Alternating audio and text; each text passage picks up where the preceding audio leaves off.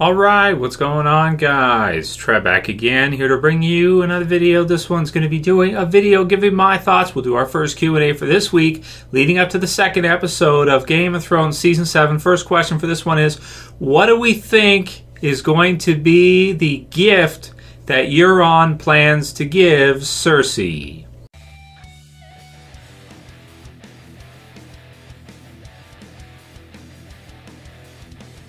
And spoiler warning, if you have not seen the first episode, the premiere for Game of Thrones Season 7. So this one's a nice setup for this season. This should probably be an episode or two. I don't think we'll see it episode 2. I think this would be more like episode 3 or 4 when we see Euron kind of show up and some stuff start to go down. We do know that Yara wants to hit King's Landing right away, but we know that Euron was there, and we know that Euron is going to go get Cersei something to try to win her trust or try to win her, a hand, so to speak. So what could it be that he could get? Well, he's got 1,000 ships, so he's got a very impressive fleet.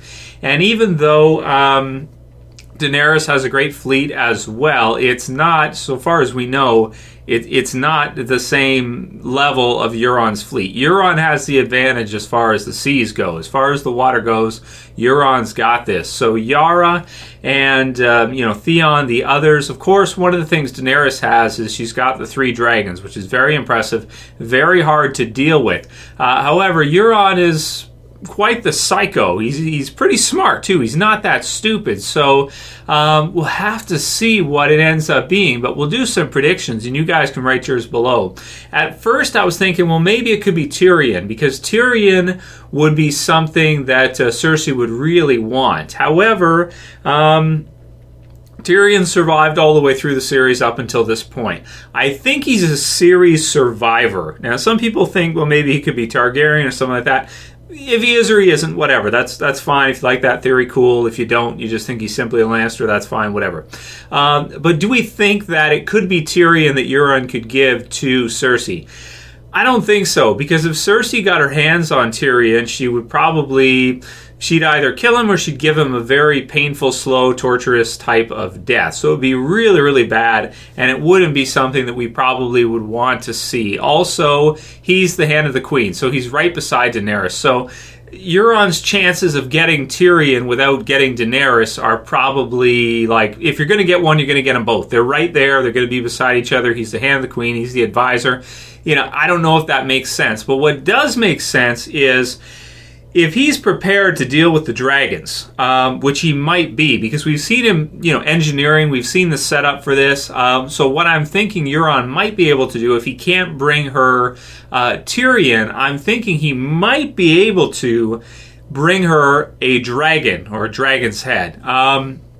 Maybe 2, not all 3. No matter what, not all 3. I think Drogon will be the ultimate end series dragon. I think Drogon will be the final dragon for the the series. Now, Euron might be able to get 1, 2. I kind of doubt it, but at least probably 1. And I think he'd be able to bring it to Cersei, or bring its head to Cersei after he kills it. And I kind of like where this is going, because you got the cranking thing, right? Which is, it's kind of like if you've ever seen octopuses. They're pretty badass. They hunt sharks or they trap sharks, right? So that's what they do. They go over their tentacles and they spray goop and shit, and they wrap around them and they catch them. So I'm thinking for the Greyjoys, for Euron, maybe kind of our dragon catcher, so to speak. So maybe, and how could he do that? I'm thinking nets. I'm thinking if he has engineered as part of his ship some pretty big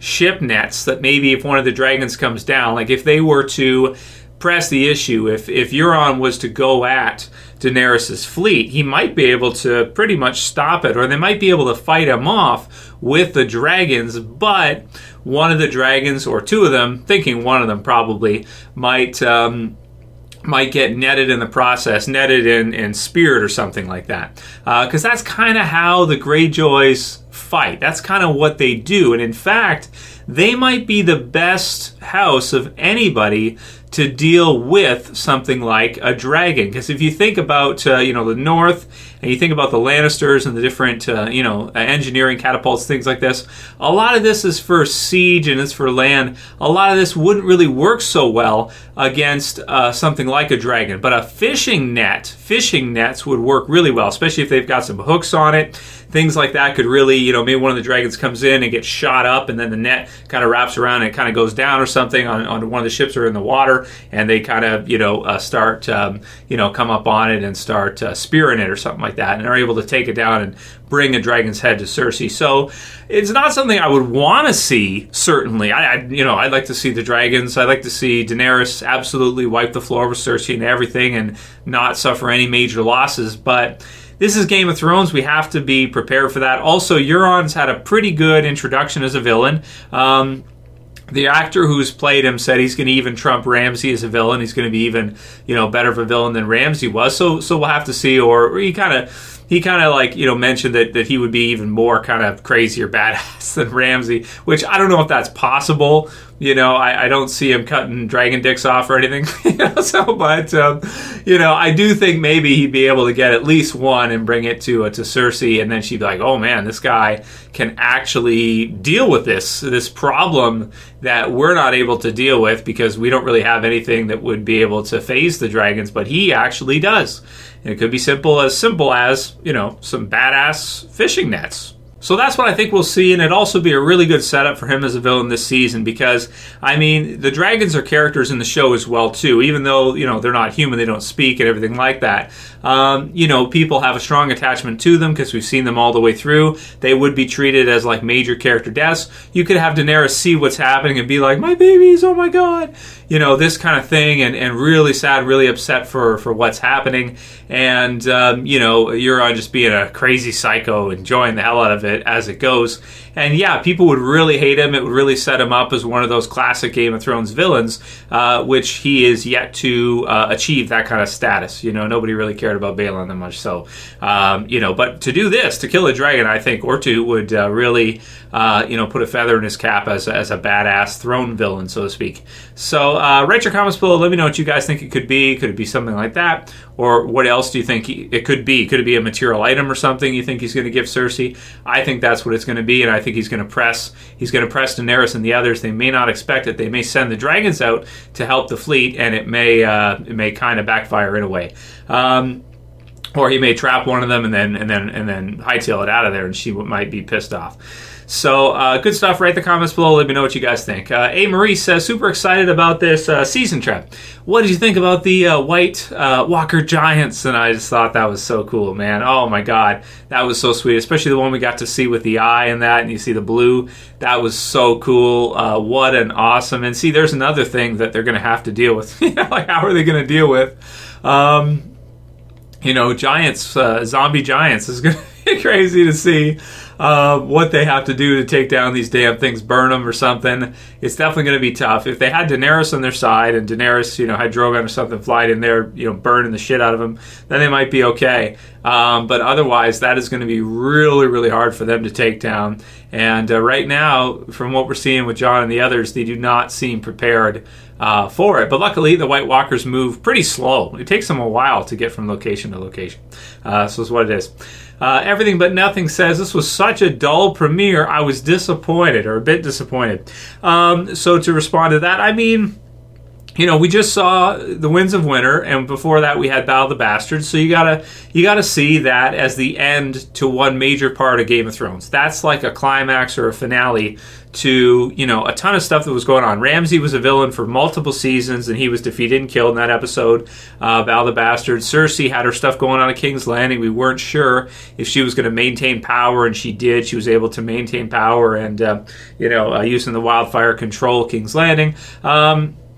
So after that, we've got to have a little bit of a slower start to this season because they've got to build up new villains. They got to set Euron up as a great villain to be right up there with Ramsay or some of the others. Maybe not quite at those heights because Ramsay is, one of the best villains I think Game of Thrones has. But some of the other villains like Joffrey and, these types of villains, he's pretty badass. So we got to set all those things up. We got to set up the new locations. We got to see where everyone settles and, get ready for the battles that are to come later on this season. So I wasn't really disappointed disappointed because this is what I expected. If you watch my expectations video, you know, a lot of what we saw was exactly what I thought we were going to see. So it's a new setup, and you know, you got to be patient sometimes, right? You can't have everything right away, and you got to let things build to a super awesome climax when we get to see one.